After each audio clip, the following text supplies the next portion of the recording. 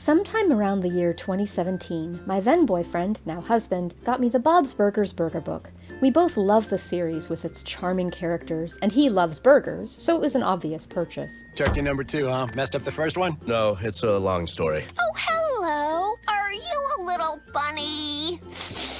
I smell fear on you. Oh, you again? Yeah. Oh, look, I think I know what's going on here, and I'm flattered, but I'm in a relationship. What? Oh, no.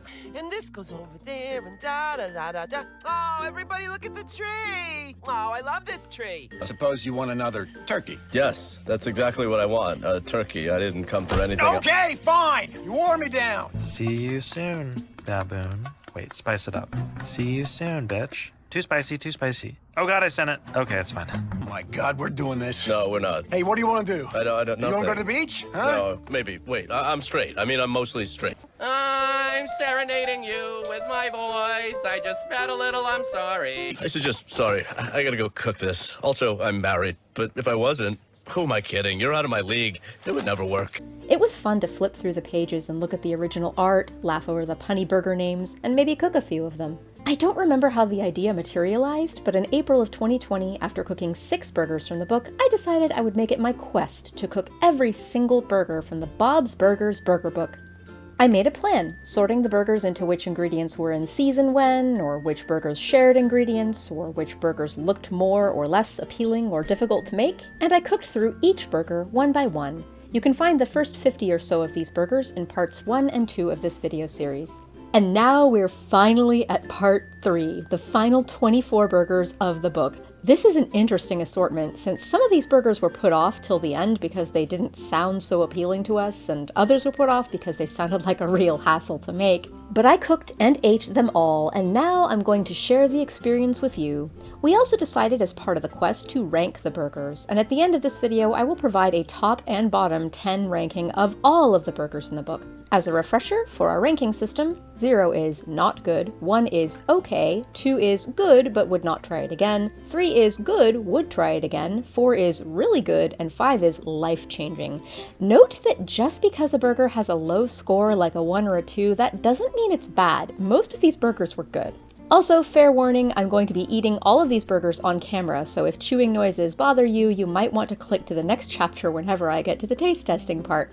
Okay, let's get on with part 3.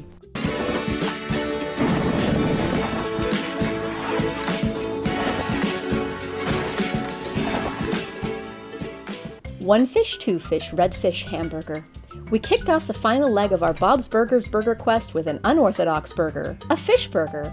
This burger is a salmon cake made of baked salmon, mayo, garlic powder, parsley, dill, chives, and breadcrumbs. The recipe didn't call for any salt, which is really weird and wrong, so I added a little salt. The bun of this burger is a biscuit, and since I love making things as difficult for myself as possible, I made my own biscuits out of flour, baking powder, salt, butter, some extra creme fraiche I had left over from another burger recipe, and cream. I mixed the dough together, then sectioned it off and stacked it and folded the dough as I rolled it to create layers. Then I cut them into squares to eliminate as much food waste as possible. I even made a Franken biscuit out of the scraps. I painted them with cream and baked them until they were golden brown and puffy. Then I fried the salmon cakes, which was definitely much easier said than done. These would have been so much easier to handle if they were about half the size. Once flipped, very perfectly might I add, I definitely did not mess one up, I topped them with some Havarti cheese to melt. To assemble, break a biscuit open, then carefully cram your salmon patty in, and if it falls apart, just smooth it all back in there. Top it with some lettuce and the top of the biscuit. Okay, I've eaten some pretty messy burgers from this book, but this definitely takes the cake. Maybe it needed more breadcrumbs, I don't know. It's delicious though. This is so good. So messy, but so good. Oh man, all the herbs, the butter, so much butter, and the biscuits and in the salmon.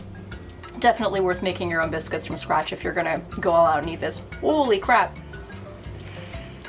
You know, I think I prefer to just eat it as a salmon cake with biscuits, but this is really good. At the start, I thought this burger was so good that I would give it a 4, but by the end, it got really soggy and it kept falling apart. This just does not work as a burger. I suggest you make the salmon cakes and the biscuits and serve them with a nice tangy green salad or coleslaw on the side. As a burger, my husband gave it a 2 and I gave it a 3. It was still really tasty. Baby, you can drive my car, and maybe I'll eat you. This was one of the burgers that was actually featured in an episode of the show. It's the first burger Bob made as a young boy to express his creativity. Henry, I present to you, Baby You Can Chive My Car burger. Sour cream, chives, and little fried pickle wheels on the sides that make it look like a car. It's a feta stuffed patty with a sour cream mustard chive spread, and it comes with 4 deep fried pickle chips toothpicked onto it like wheels. I made a slider since my husband was pretty sure he wasn't going to like how tangy it was, and it turns out a slider was a good size for the pickle to bun ratio too. Okay, this is gonna be difficult to eat probably because of all the toothpicks. Oh, I really like this chive spread. I'm glad I put like 6 times as many chives as the recipe called for. And this is my first time having deep fried pickles, and I like them a lot. I like this little burger. It's nice and bright from the pickle and from the chivey sour creamy, which I use creme fraiche and yogurt instead of sour cream, and mustard and feta. I like how bright this burger is.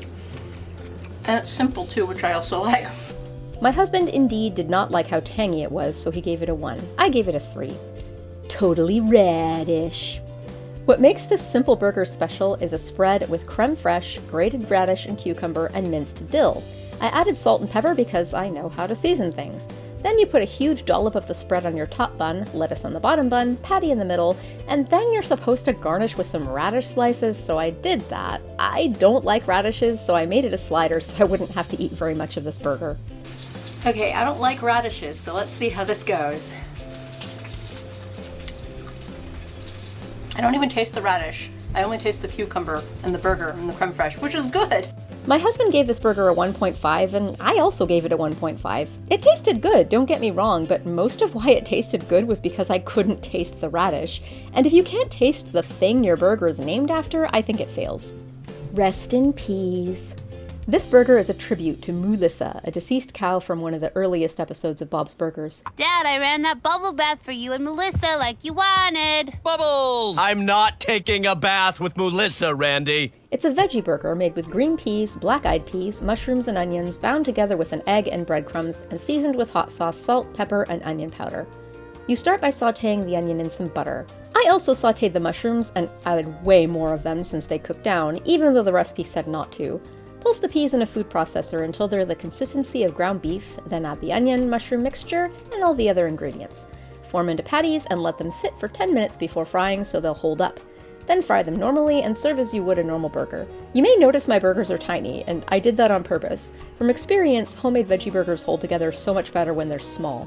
For assembly, the book said to use whichever condiments you like, so I made a copycat In-N-Out burger sauce and served the burger with lettuce and tomato. Okay, this one goes out to all you vegetarians out there. Rest in peace.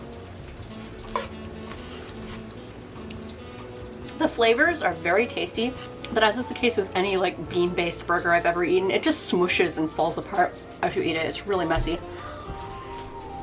But it's good. The patties on their own were delicious, and I'd rather eat them that way than as a burger. My husband gave this burger a 1.5, and I gave it a 2. Don't go rocking my heart. I couldn't make French fries. This is a patty served with broiled feta and a sauté of steamed broccoli and artichoke hearts with fresh tomato slices and a mayo mustard spread. Ah! Don't go rocking my heart, you burger, falling apart all over the place and oozing hot feta juice onto my hand.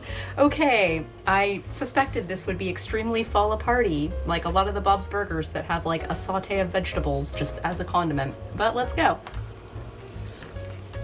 It's weird. It tastes good. I mean, I'm kind of easy to please, I guess. I don't know if my husband's gonna like this. Yeah, the brininess of the artichoke hearts goes well with the broccoli, but to me it's not really mixing well with the burger as a whole. And this burger overall is very briny, what with the feta as well. Yeah, I'd say if you love briny and sour things, and if you like broccoli, you might like this burger. The broccoli just feels so weird in the burger. It's not really working for me. Like, it still tastes fine, I'll still eat the whole thing. Yeah, I think this burger is probably going to brock my husband's heart. It's a good thing I'm only just gonna save him a little bite for later so he can evaluate it. Yeah, I'm not gonna make this one again. The more I ate of this burger, the more I disliked it. Between the one-note sour brininess and the fact that the broccoli was out of place, both figuratively and literally, it kept falling out of the burger, and can I make a note here? Because enough of the burgers in this book did this, and it's really annoying. If you make a sauté of veggies, it won't stay in a burger. It'll just fall out all over the place. If you must add a veggie sauté, then at least put it on the patty and cover it with cheese to melt it into place, like the I Heartichoke You and the Jesus is Born burgers did. With all of these factors, I have a special award for this burger. It is the very first burger in over 50 that I've tried from this book to get a score of 0. My husband felt he didn't get a good enough taste from the one leftover bite that I'd saved him to properly rate this burger, so my rating of 0 holds. So congratulations, Don't Go Brocking My Heart burger. You brocked my heart. You brocked it good. The Human Polentapede. This is actually 3 different sliders that use sliced fried polenta as buns. The first slider has cherry tomatoes roasted in olive oil with rosemary and thyme and is served with a slice of mozzarella cheese. The second slider is a portobello mushroom cap sautéed in olive oil and balsamic vinegar and topped with a red wine reduction with butter, rosemary, and thyme and garnished with baby arugula. The third slider is served with homemade spinach artichoke dip, which you make by melting cream cheese, mayo, sour cream, Parmesan cheese, garlic powder, and cayenne pepper together, then adding artichoke hearts and cooked spinach. Okay, that was an ordeal to make all those sliders at once. I do not really recommend. Okay, this Human Polentapede slider first because it is not staying together and I'm not at all surprised. Why would it stay together when it's got 3 roasted cherry tomatoes just kind of like chill it out on it? Okay, you know what? I'm just gonna kind of tear it apart as I eat it. Mmm. It is so greasy and juicy and messy, but it is very delicious, as I expected it would be. You know, I had my doubts about the polenta as buns, but it's actually holding together really well. I don't know if it's better with a polenta bun, though, than with a bun. Oh my god, we're already going through paper towels like nobody's business. Okay, now let's try the second messiest one, the one with the spinach artichoke dip. Mmm, this definitely works. I mean, the spinach artichoke dip for a start is nice and balanced on its own. It's got the creaminess, the slight hit of spice from the cayenne, the brininess and sour from the artichoke hearts, bitterness from the spinach. So to use that as a nice creamy condiment for a burger really works really well. Mmm. And now the portobello one. I have had portobello burgers before and they were too yummy. Let's try it. This seems pretty, like, plain. We'll see. Mmm. Okay, if you don't like mushrooms, you're not gonna like this. But if you do like mushrooms, this is a delight. This is a lovely eating experience. It's just like really, I'm so frazzled and it took me an hour to make all of these. You could do some of these steps in advance, but a lot of it has to come together at the last minute. So definitely make these with a partner. Don't attempt to make these by yourself. I think my favorite is probably the tomato one, even though it's a mess. We both liked these just fine. The spinach artichoke burger was a great idea that would scale well to a bigger burger on a regular bun, but otherwise, I don't want to make this again as it's too much work and the loaf polenta is too expensive. I did consider making my own polenta from scratch, but I didn't have a way of molding it and it would have been just yet another step. Taking all these factors into consideration, we both gave these sliders a collective score of 2.5. Sweet home avocado. You start by marinating the burger meat in lime juice for an hour. While you're waiting, make a glaze out of honey, lime juice, and salt. Fair warning, if you follow the recipe as written, your glaze will be solid once it's cooled, so you'll want to warm it slightly before using. Then you mix sweet onion, tomato, and sweet pepper together along with stevia leaves, which, as far as I know, you can only find them at a garden center as a plant, and I didn't feel like going that route, and stevia leaves were optional anyway, so I just added a little sugar instead. Pile that onto your patty with avocado slices on a whole wheat bun. Sweet home avocado. I knew before I even made this that it was going to just fall apart all over the place because loose chopped vegetables do not make a good burger condiment. All right, I'll just shove it all back in as I eat it. That was mostly bread and honey. Well, All the little bits of chopped veggie that fall out taste good. I'm glad I added the little bit of mayo because otherwise it would be sort of dry. Let's get another bite that has more meat in it and more of everything. Okay, the lime and honey are really nice in here. I like the sweetness of the honey, and then the lime balances it out nicely. I like the crunch and the flavor of this pepper, tomato, sweet onion blend, but I don't like that it falls out of the burger and I have to keep like shoving it in my mouth with my hands while I'm eating it. Probably would have worked better to mix. See, it's just falling out all over the place. Would have worked better to mix the salsa, for lack of a better word, with mayo or something that just binds it together so it doesn't fall out all over the place. Or like mix it with mashed avocado. That's another thing. Slices of avocado tend to fall out of burgers as well. Like mashed avocado would work a lot better.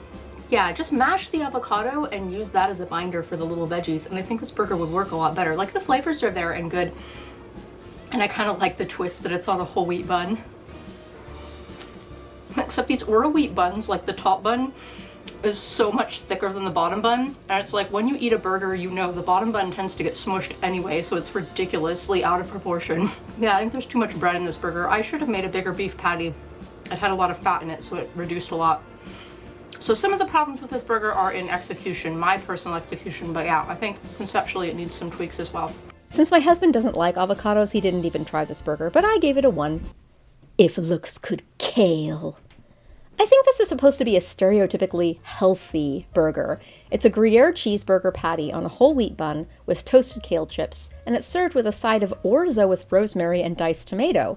Now, I ran into a little problem while I was making this burger. The ingredients list includes minced garlic and red wine vinegar, but these ingredients aren't mentioned anywhere in the step-by-step instructions. Judging by their placement in the ingredients list, they were either supposed to go on the kale chips, which I doubted since the garlic would burn and the vinegar would make the chips soggy, or with the patty, which was also confusing because ground beef was nowhere to be found in the ingredients list. So I assumed that the garlic went into the patty and that the patty itself was to be basted in red wine vinegar while cooking. I also added a little mayo to the bun since the burger seemed like it would otherwise be a bit dry.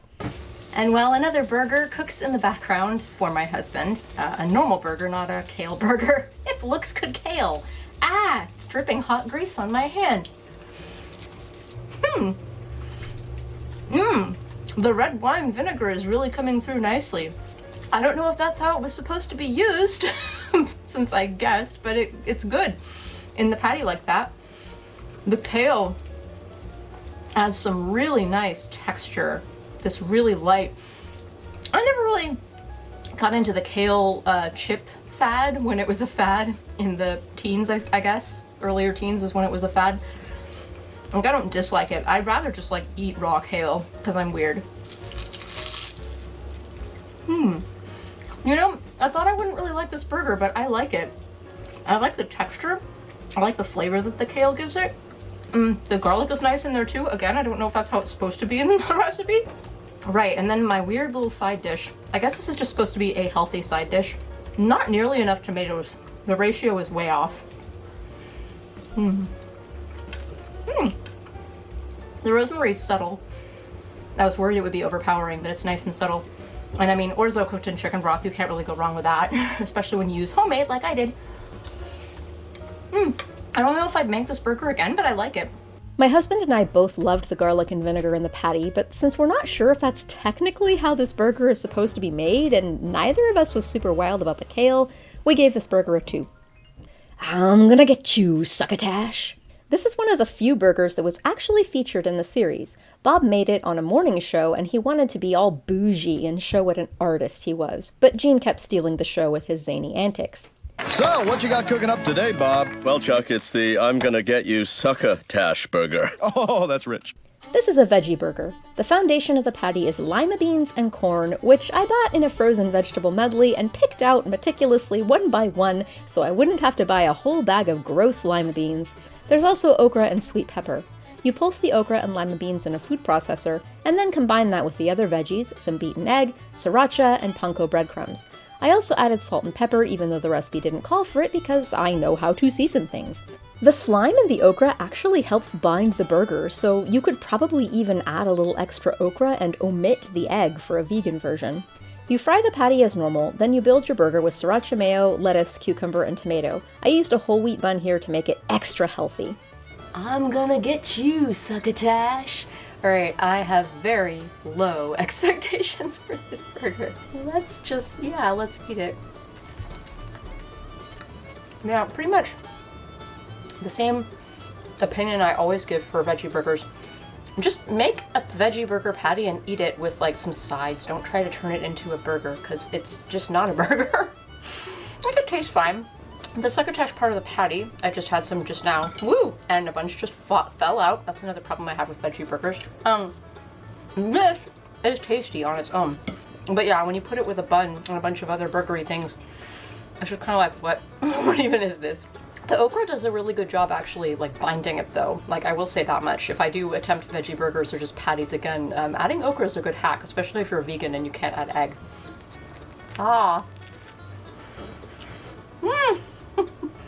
Also, the sriracha mayo is doing a lot of heavy lifting here. It's really making the burger taste okay.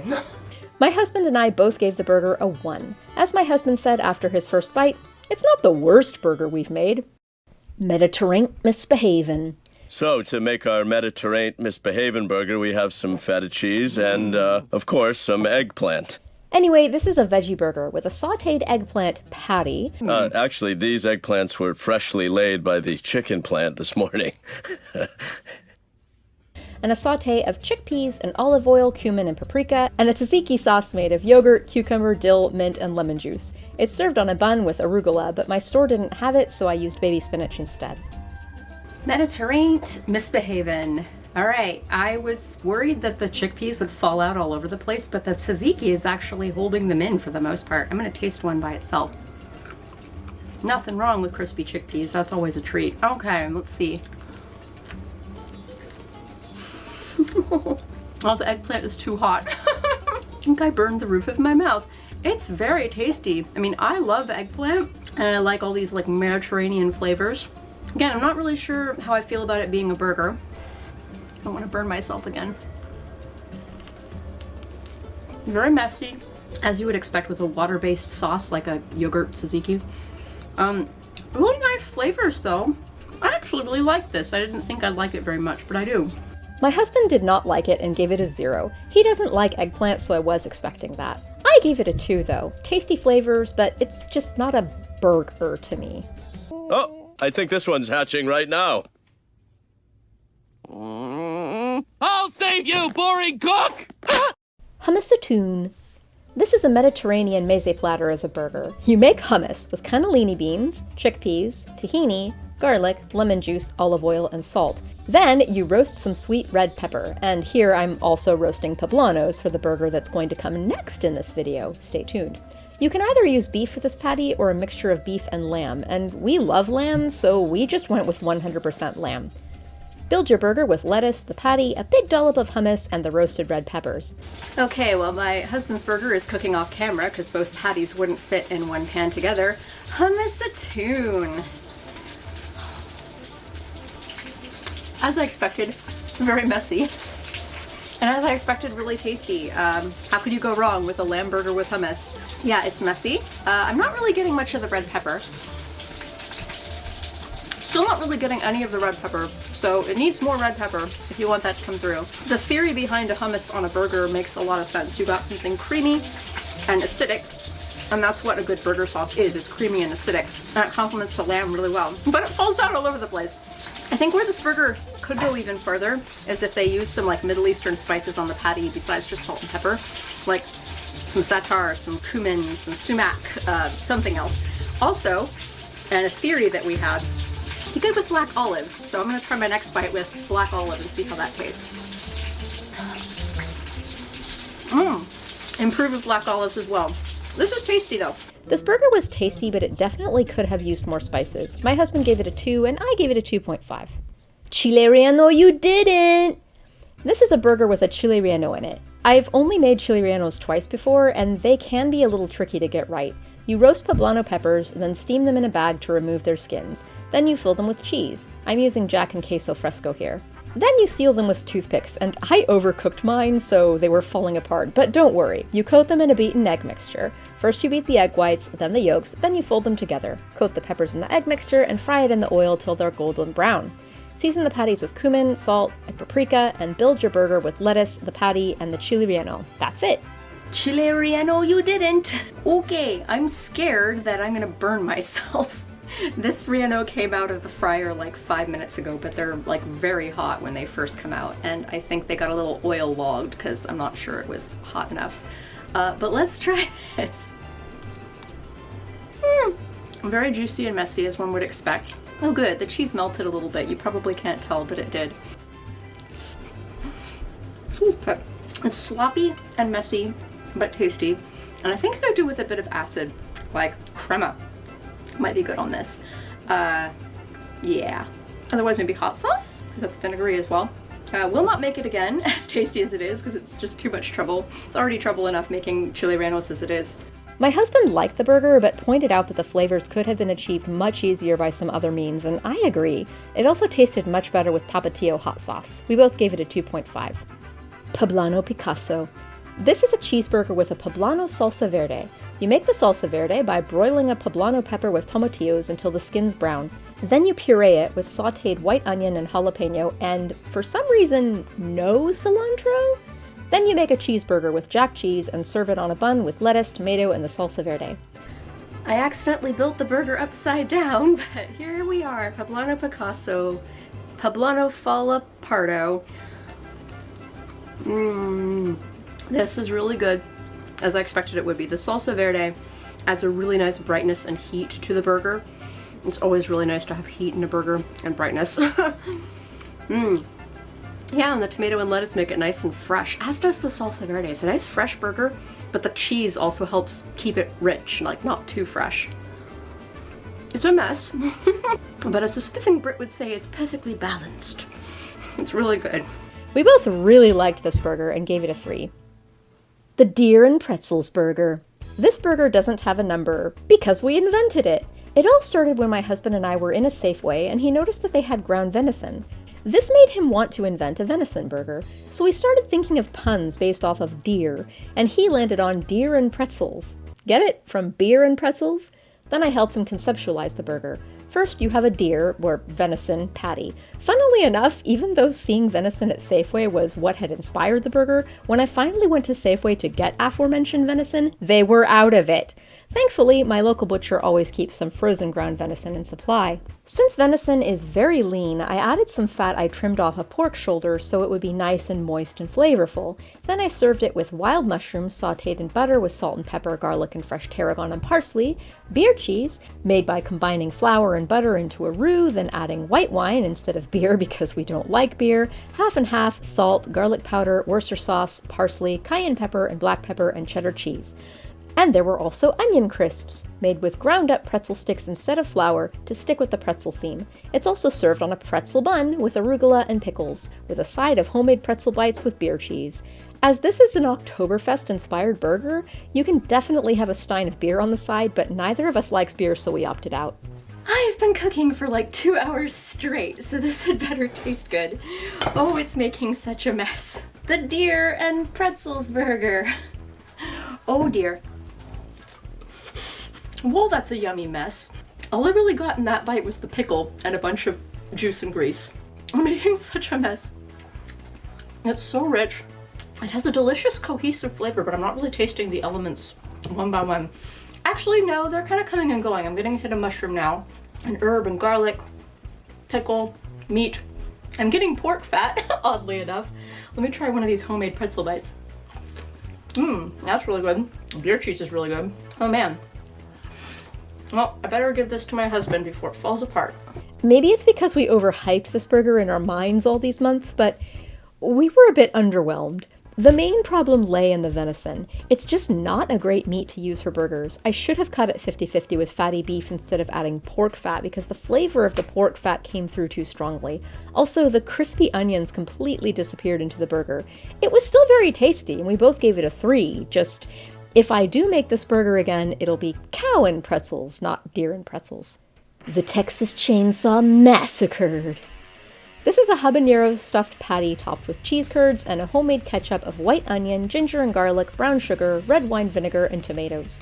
Aside from the homemade ketchup, it's actually pretty simple. I added bacon to my husband's burger because I knew that would improve it, but I kept mine bacon-free to be true to the recipe. Okay, Texas Chainsaw Massacurd. When I first saw this in the book, I thought it was the Texas Chainsaw Massacurd, and that it had masa, as in the stuff you make corn tortillas out of in it, but it doesn't. It's just massacred. Okay, big curd glopping off.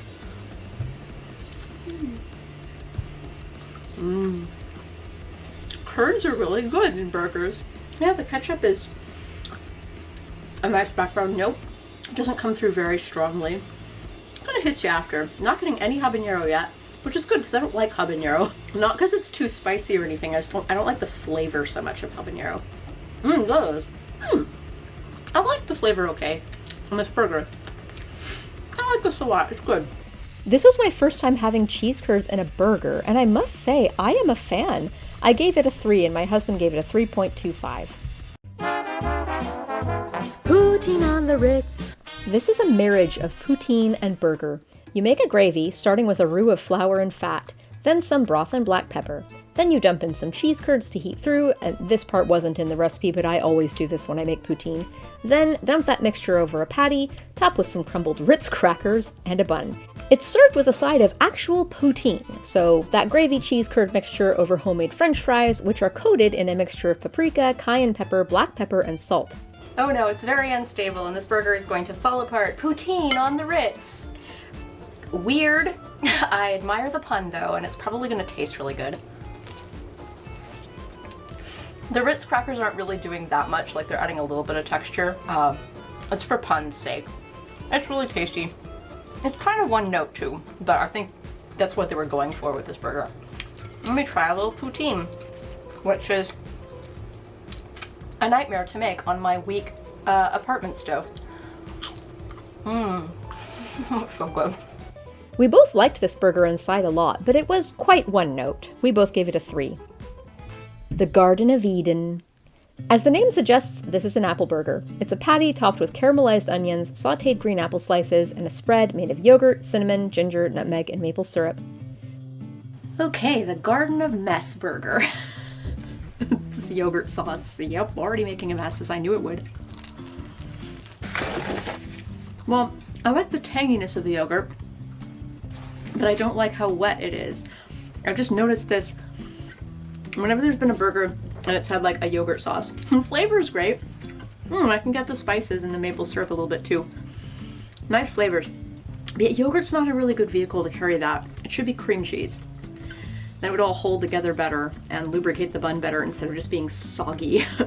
I like the apple part, but it's a little too subtle. Maybe it's not. I think that last bite I had just didn't have very much apple in it. So I mean, I guess it tastes good, but I feel like if your concept is like the Garden of Eden, like sinful fall from grace, and you want apple in there, I would make it more sinful. I would add melted cheddar, because apple and cheddar go really super well together for one. And then instead of the yogurt as a vehicle to carry the spices and the maple syrup, I would have done cream cheese just for more decadence and, you know, so it wouldn't be soggy. Or maybe like a goat cheese and cream mixture or something. I'd probably thin out the cream cheese with a little cream as well. Otherwise it might be too spackly and dry. But yeah, I think melted cheddar would improve, and replacing the yogurt with cream cheese would improve this greatly. But like, it tastes good. The flavors are pretty good. My husband will probably think it's kind of boring. We both liked it okay, and the green apple is a great idea that I might use again. We both gave it a 2. Romaines of the day. This is Caesar salad as a burger, and since I like Caesar salad, and I recently found out that I also like anchovies, I was excited to try this burger. Speaking of anchovies, you mix some of the anchovy with the burger patty itself to give it an umami boost. Then you use the rest of the anchovy in the Caesar salad dressing: mayo, mustard, garlic, Worcestershire sauce, and olive oil, parm, and a squeeze of lemon juice. You're supposed to dollop this dressing on top of the lettuce, but I mixed the lettuce with the dressing instead. Romaines of the day. All right, I like Caesar salad, so I'm probably gonna like this burger, okay? Whoa! I did not expect it to be this salty. I didn't add any salt. It's the lemon juice. It's also sour. I did not add any salt to the dressing. But I guess between the anchovies and the parm, maybe that bite of the burger just had a lot of salt on it. I don't know. Yeah, it tastes really salty. I don't know why it tastes so salty. I don't think I oversalted the patty. Well, it tastes good. It's just too salty for my taste.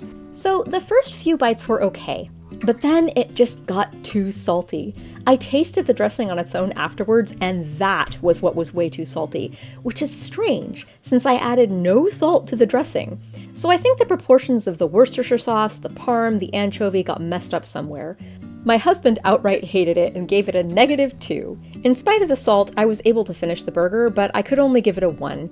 So congratulations, Romaines of the Day, you're the first burger ever in this quest to receive a negative score. The Lentil Burger. I made this burger on Halloween. It's a beef patty served on a bun spread with chèvre and topped with baby spinach. The patty itself is topped with a sautéed veggie mixture of red lentils, onion, celery, green bell pepper, which I replaced with sweet orange pepper, serrano chili, garlic, ginger, and a dash of honey. You heap this sauce on top of the patty and go to town. The mess burger. All right, we've got chèvre, which makes burgers dry, and we've got a sauté of stuff that's just gonna fall out all over the place. So this burger's already off to a great start. We'll try to not let that negatively impact me too much. That bite barely had any beef, so I'm gonna have another. Okay, so the flavors of the lentil sauté are pretty nice. I'm not really sure about the texture of the lentils with all of this, and it's okay. It tastes fine. The flavors are good. They balance out. The chèvre isn't too dry because the sauté of lentil stuff is nice and moist. I kind of think they missed the mark with like the theme of this burger though. From what I gather, it's the Lentil Burger. I think it's supposed to be a Halloween themed burger that's healthy. So I don't know, if I were doing this burger, I would have gone all out and done a veggie burger. I would have done like a lentil and pumpkin. I think they missed the mark by leaving pumpkin out of this. A veggie burger. Does the same lentil sauté, just like in the filling of a veggie burger with some pumpkin puree and some breadcrumbs or something to hold it all together. And then the rest of it could be the same, the chèvre and the spinach. It tastes fine. I would not make it again though. As I said, this burger was tasty enough. My husband said it was a less tasty version of the hummus burger. He gave it a 1.5 and I gave it a 2. Every breath you tikka masala, I'll be eating you. It's the every breath you tiki masala burger. We start with a little coconut milk, right? There it is. There's the coconut milk. No one cares. This is a burger version of England's national dish, chicken tikka masala. And then some curry paste. You want me to even pick it up? Because no one's listening. Whatever, just move it along. So, yeah, that's curry paste. I'm bored up here! You make a masala sauce with sautéed onion, garlic, tomatoes, ginger, cumin, curry powder, and garam masala. Add yogurt at the end, then mix most of it with some basmati rice. This mixture goes on top of a lamb patty on a toasted bun, and the lettuce of this burger is a handful of Thai basil leaves. There's an interesting side to this burger too. It's sautéed sweet and chili pepper with potatoes and paprika finished off in the oven. And just a side note here, the recipe says 200 degrees for the oven, but that has to be a misprint or something. That's just way too low. I baked it at 350, then kicked it up to broil for the final few minutes. Anyway, this potato pepper side is topped with more of that masala sauce. Every breath you tikka masala. Masala. Very messy burger. Let's eat it before it completely falls apart. Oh, this is good. Thank you for having flavor. Yeah, I don't like how messy the rice is. I knew the rice would be quite messy and fall out all over the place. The Thai basil is taking me to interesting places. Oh yeah, it's like 1 minute you're eating, tikka masala, but with lamb instead of chicken. And then the next you're getting Thai basil and you're like, is this Thai food now? But it works. Let's try the potato side. I make peppers and potatoes like this all the time, actually. I don't put tikka masala sauce on it, but oh, they're delicious.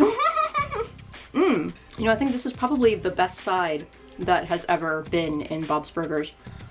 I don't know, there have been some other good sides, but this one's really nice. Absolutely no complaints here. As you could probably tell from my initial when I tried this burger, I really liked it. Enough to give it a 4. My husband also really liked it, but not quite as much, so he gave it a 3.5.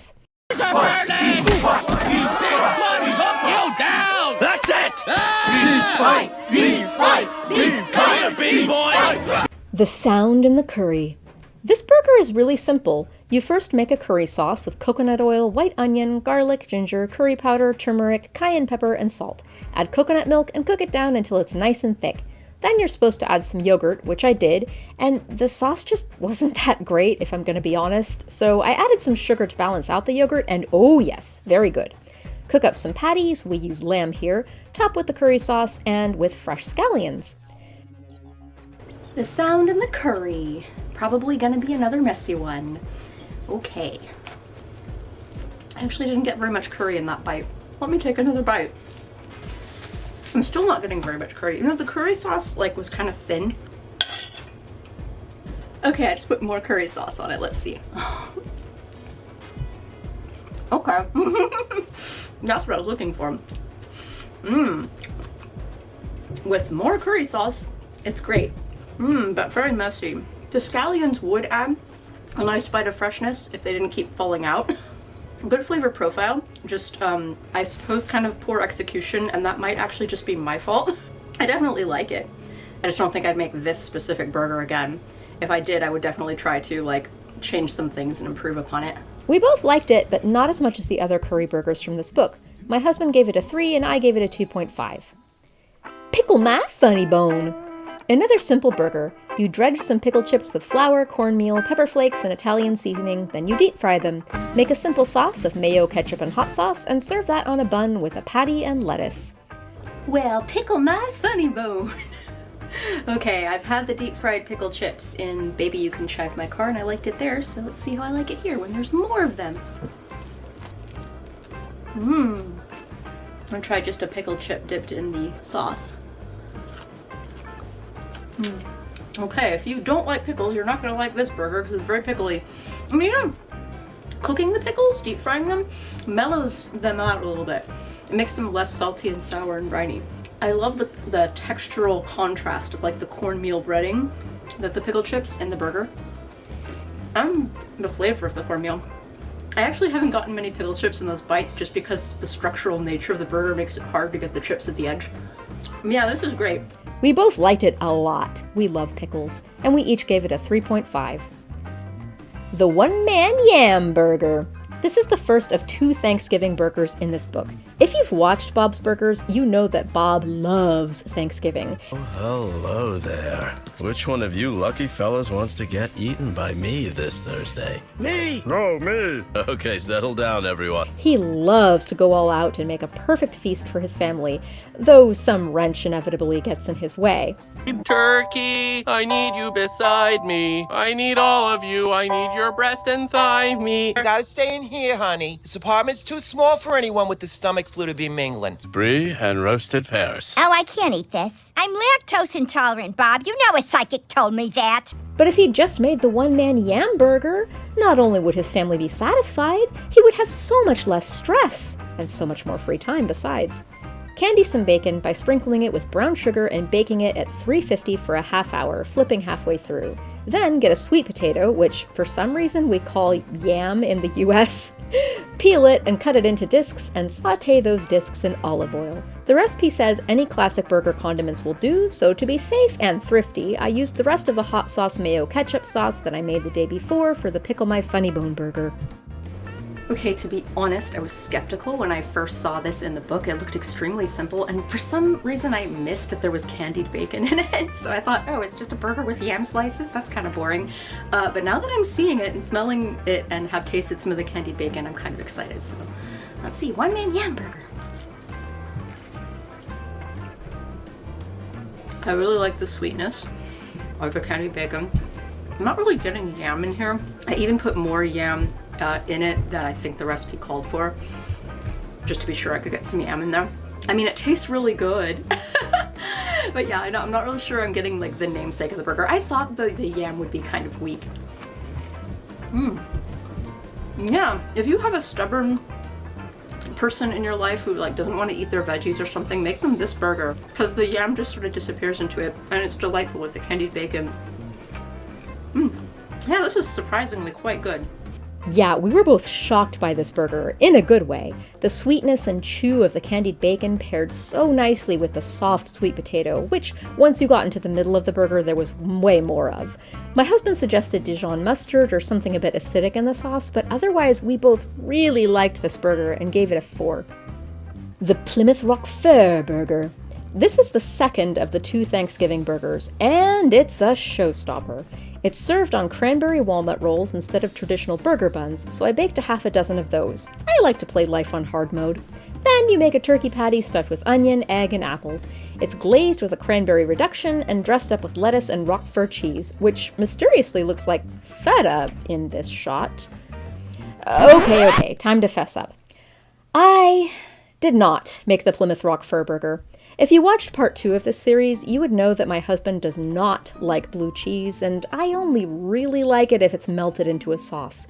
What's more, Roquefort cheese is a French blue cheese, so that means extra stinky foot taste. And in this burger, it's just crumbled on as a condiment. It's really not an integral part of this burger, and I've never seen it available at any of the supermarkets or specialty stores I go to. So I thought to myself, why should I bother to drive all around town and maybe have to call someone on the phone, which is a fate worse than death, and go on a wild goose chase to find Roquefort cheese, a cheese that I'm pretty sure my husband will hate and I'll feel meh about at best, when I could just use a strong, crumbly cheese that we actually like feta, instead. But then I was faced with a conundrum. What would I do about the punny burger name? The Plymouth Feta burger just doesn't have that same pizzazz. So I tried to see if there were other foods that had a rock sound in them, and I landed on rocket apples. This is a relatively new variety of snacking apple that was engineered to be small, sweet, and crisp. And since this recipe already had apple in it, I decided it was fate, and I renamed this burger the Plymouth Rocket Burger. The pun still works, and the recipe has barely changed, so I think it still counts. Plymouth Rock-it burger. I almost said Roquefort. Yep. So I woke up early this morning. Tomorrow is Thanksgiving. Yesterday we had the Man Yam burger. Today, before Thanksgiving, we're having this other Thanksgiving burger. I mean, I'm having it technically. My husband thinks he's not going to like it very much, so I only made one. So it better be good. It's kind of like from last video block. I did a Shake Your Honey Maker burger, a very dynamic burger with all kinds of flavors going on. This has similar vibes to that. It doesn't taste like the other burger. It doesn't taste like Shake Your Honey Maker, but it has a lot of different vibes going on. A lot of different textures, from the walnuts in the bun and the chewier bun to the apple in the patty and then the sliminess of the sliminess of the cranberry sauce. And then the flavors, you got the sweet and tang of the cranberry sauce, and then you got the severe tang and brininess, the saltiness of the feta. I would not call this a burger. Technically, by definition, it's a burger because it's minced meat formed into a patty and put on a bun. It doesn't read burger as you're eating it. It's more like turkey sandwich. I mean, I don't taste very much turkey, and I think it's mostly just because it's so loaded up with apple. No, I like this. I'll eat the whole thing. Obviously, I don't throw away food, but I definitely will not be making it again. Oh wait, I haven't had a old soggy sweet potato fry that's been sitting around too long. Bad thing about having an apartment stove is that the burners don't retain their heat very well when you use more than one, so I have to make the sweet potatoes like first before everything. And even if you leave them in an oven, I don't know, they're just not the same. This is good anyway though. I like sweet potato fries. Ron Swanson was right. Make your turkey burger as gourmet as you like, it'll never hold a candle to a beef burger with ingredients from Food and Stuff. We both gave it a 1.5. Oh, there's no place like home for the holidays. This is a Hanukkah burger. It's a patty topped with latke made of potatoes and carrots, which is interesting. I've never made latkes like that before. There's also applesauce in both the burger patty and as a condiment, and I made mine from the rest of the rocket apples I had left over from the Thanksgiving burger, and instead of a regular bun, it's served on a challah bun. I made mine from scratch because it's been a while since I baked challah, and it's really fun bread to bake. I can't believe this is the last burger in the book. Home for the Challahdays. Oh my goodness. So this book, I've cooked every single burger in it now, and I've almost eaten every single burger in it. Once I take a bite of this one, that will be the case. Whew, a lot of feelings, a lot of pressure. All right, so I made the challah myself. I made the applesauce myself. Let's try this. Oh, really thick challah bun. Okay, I got barely any beef in that bite because it was the edge of the burger and my patty shrunk a little bit and this bread is super thick. Let's try some more. Yeah, I like latkes and applesauce, and you definitely get that flavor combination in here. Honestly, I think the challah is hurting it a little bit. I think that bun that I made was maybe a little too big and or a little too thick. I don't know if I'm really getting the applesauce and the beef. I don't know if that was quite necessary, especially since there's fresh applesauce on top. Now, there was sour cream optional. As with all the burgers in this book, I leave the sour cream out because my husband doesn't like sour cream. I was gonna save some whole milk yogurt to try, but I forgot. And yeah, I think a little sour would be a really nice contrast in here because otherwise you got just sweet from the applesauce and there's not that much else going on. Yeah, I think the challah is a little overpowering. That's not necessarily the recipe's fault though. That might just be my fault for making the bun. Ooh, a big piece of latke just fell out. And this also is not like the best latke recipe either. It's extremely basic. My favorite latke recipe is by America's Test Kitchen actually. So if you want to make good latkes, do that one. Yeah, I mean, it's pretty much exactly what I expected it would be though. Like if you like latkes and applesauce, like, and especially if you celebrate Hanukkah, like totally make this.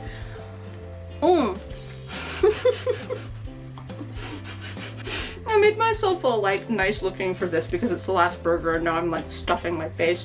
One of my favorite parts about this burger is actually that little hint of onion that comes through in the latke. It really adds a latke. Pretty okay ending to the whole book. The more I ate of this burger, the less I liked it. It was still okay, but I'd rather just have latkes and applesauce and have my challah on its own with some tea. My husband gave it a 2 and I gave it a 1.5. Wow, I can't believe I actually did it. I cooked and ate every single burger in the Bob's Burgers burger book. Overall, I think this is a great cookbook. The recipes are interesting but approachable for home cooks.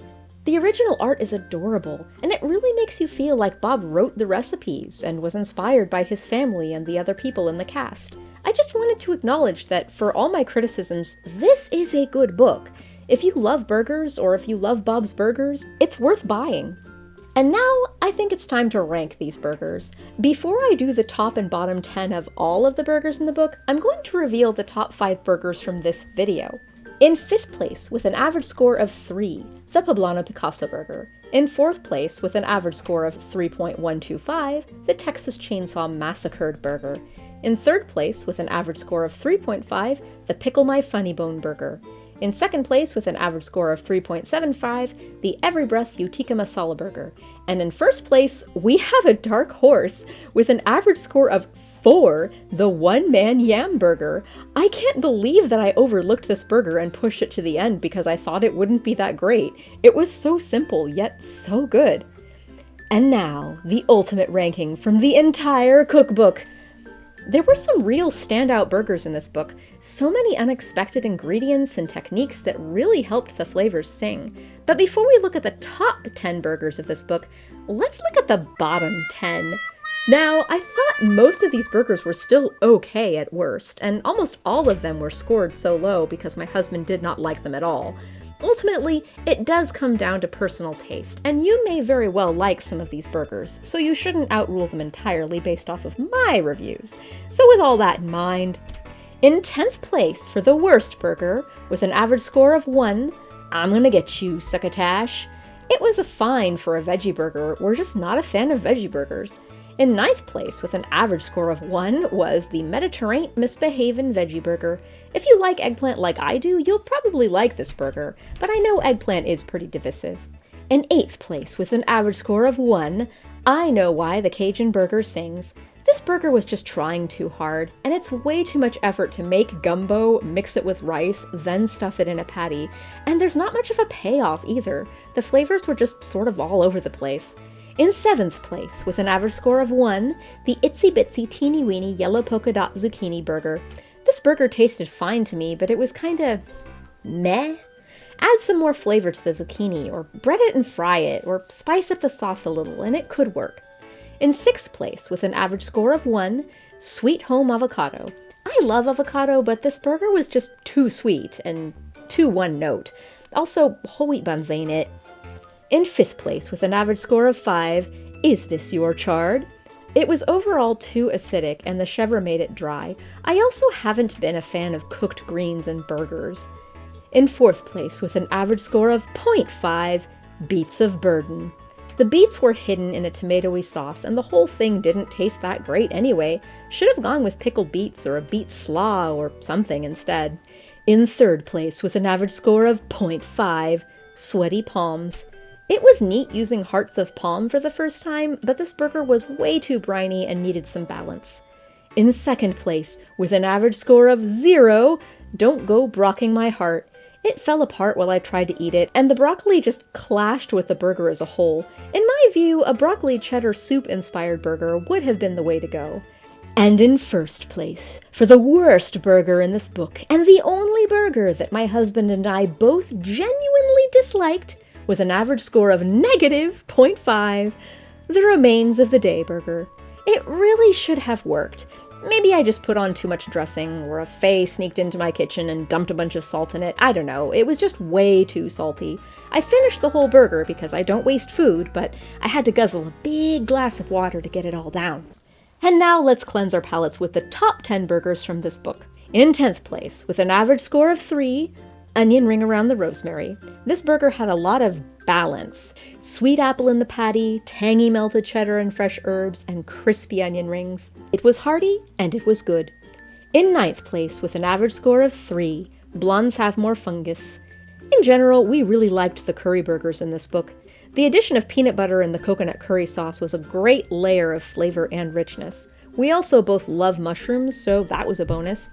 In 8th place, with an average score of 3, Bet It All on Black Garlic. This was a simple but fresh and tasty burger with the spinach, melted mozzarella, and black garlic mayo. Upon closer observation, Bob uses what looks like diced tomato in the episode it came from, and I do think a fresh tomato slice would be a nice addition to the burger. In 7th place, with an average score of 3.125, the Texas Chainsaw Massacurd. Well, I still think the burger would be better with any hot pepper besides habanero. With the homemade ginger ketchup and cheese curds, it was rich, but spicy and fresh. In 6th place, with an average score of 3.25, Eggers Can't Be Cheesers. A cheeseburger and a fried egg on an English muffin with hot sauce. It's simple, but it really hits the spot. In 5th place, with an average score of 3.5, Pickle My Funny Bone. Deep fried pickles are great on burgers. It mellows out the acidity and gives a great textural component to the burger. In 4th place, with an average score of 3.75, Every Breath You Tikka Masala. Did I mention we love curry burgers? The fresh Thai basil in place of lettuce was also a pleasant surprise. If you love Indian food as much as we do, you should definitely make this burger. In 3rd place, with an average score of 4, the Man Yam burger.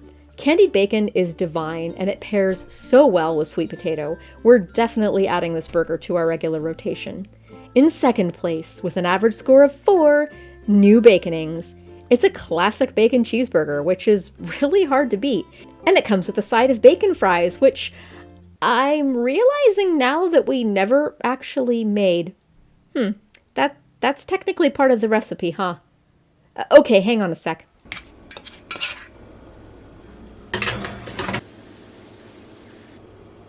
Oh, it's very hot. It was just in the oven.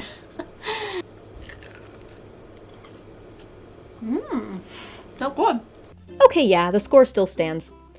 Okay, the moment we've all been waiting for. In 1st place, with an average score of 5 out of 5. Don't you for cheddar about me. 4 different cheddar cheeses and bacon with all the best condiments. What more could you ask for? Our main takeaway from this book was that although it's fun to play with odd ingredients and flavors with your burgers, we really are basic bitches who love a good bacon cheeseburger. Thanks for watching, and thank you to my patrons who helped pay for the eclectic and expensive range of ingredients for all these burgers over the past 3 years. I'd like to give a special thanks to Britt, Honey Badgers, Megan M, Matthew, Jenny D, Robert Z, Jocelyn, Gina F, Megan B, Data Fox, Gina S, Ruth, Katie, Lonesome Screams, Mahir, Morgan, Veet Fafo, Britta, Veda, and Colette.